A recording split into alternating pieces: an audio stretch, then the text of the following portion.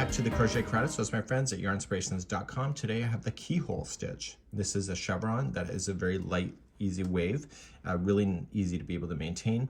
You're seeing two different examples here. I know it's hard to tell from this angle. Here I just used the regular stitches, and here I used the back loops only, so you can actually see that there's a ridge, and the ridge appears on both sides when you go to do that, and I'll be talking about those today.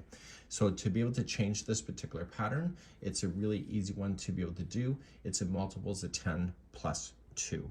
And it's a lot more easier going as far as like the distance, where you see that this one here that we just did is more up and down motion like this, and this one is more of an easy wave. So let's begin, and it's in multiples of 10 plus 2. So you just go in 10, so 1, 2, 3, 4, 5, 6, 7, 8, 9, 10. And then if you want it wider, so 1, 2, 3, 4, 5, 6, 7, 8, 9, and 10. Once you're happy with the width of this, just add 2 more chains, but you should be conscious that this distance that you see, once it starts the up and down motion, this distance will change and get smaller.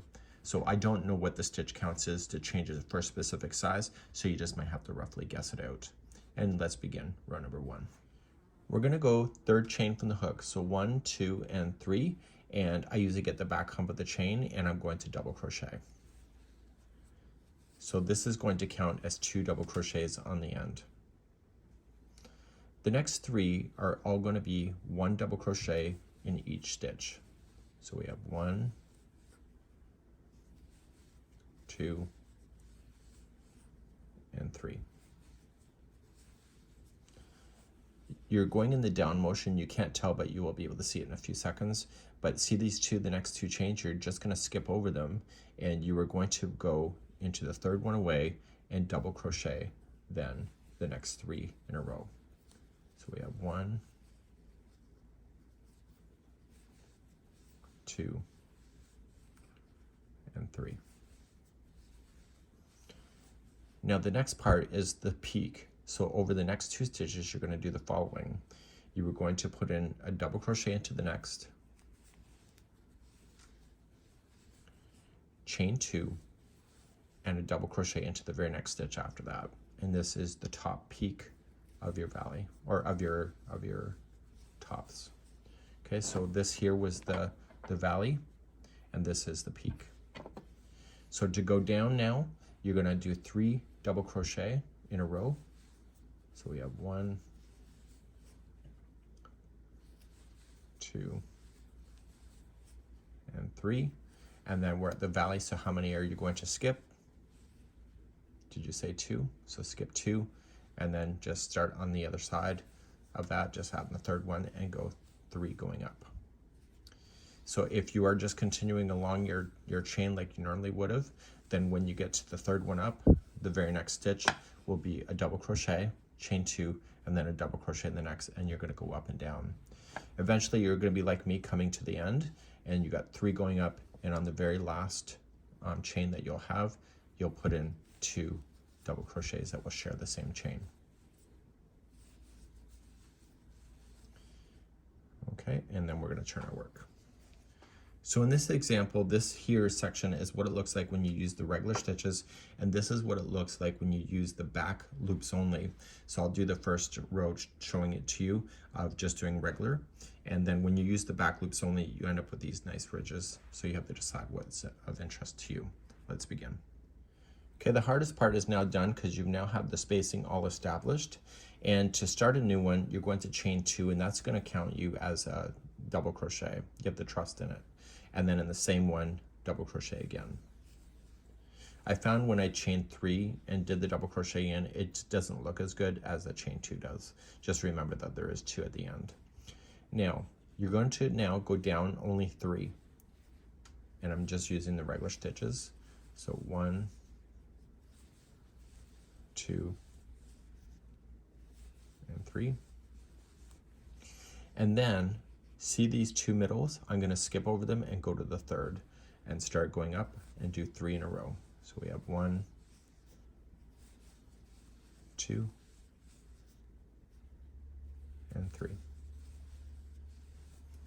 Now this one is the space at the peak. So in the space, you're going to apply 1 double crochet, chain 2, 1 double crochet. And then you're going to go down, do 3 going down. So we have 1, 2, and 3. And so at the base of the valleys, you're going to skip the 2 middle ones and then just jump to the 3rd one and go up. So you're just going to go up and down in the same motion all the way across, and then eventually you'll come to the other side like I am. So you're going to go 3 going up,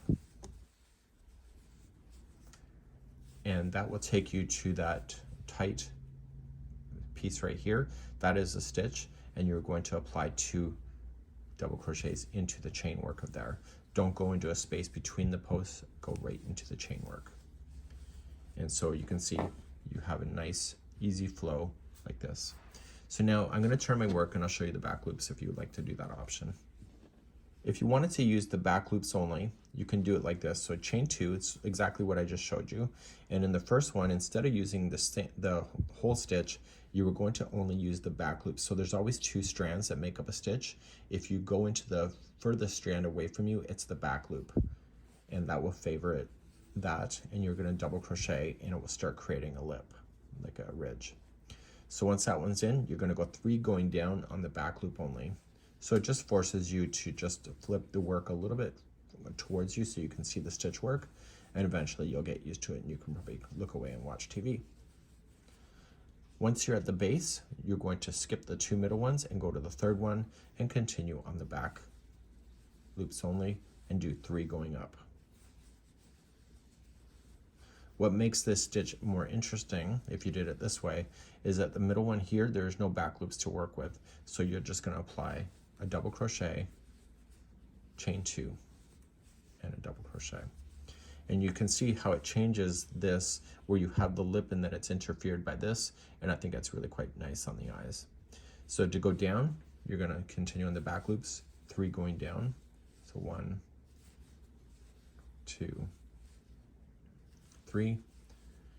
You're going to jump over the 2 middle ones and then go up and etc. So you do this all the way across. And eventually you'll come to the other side like I did before. So you're doing 3 going up, and that tight little chain 2 is a stitch. So just continuing with the back loop of that and just put in 2 double crochet there to keep the balance. And that's what that would look like if you use the back loop only. And it is reversible, so when you turn it around, do the back loop again, and you'll see that other pattern that I showed you materialize before your eyes. This is it, and this is a really great little stitch.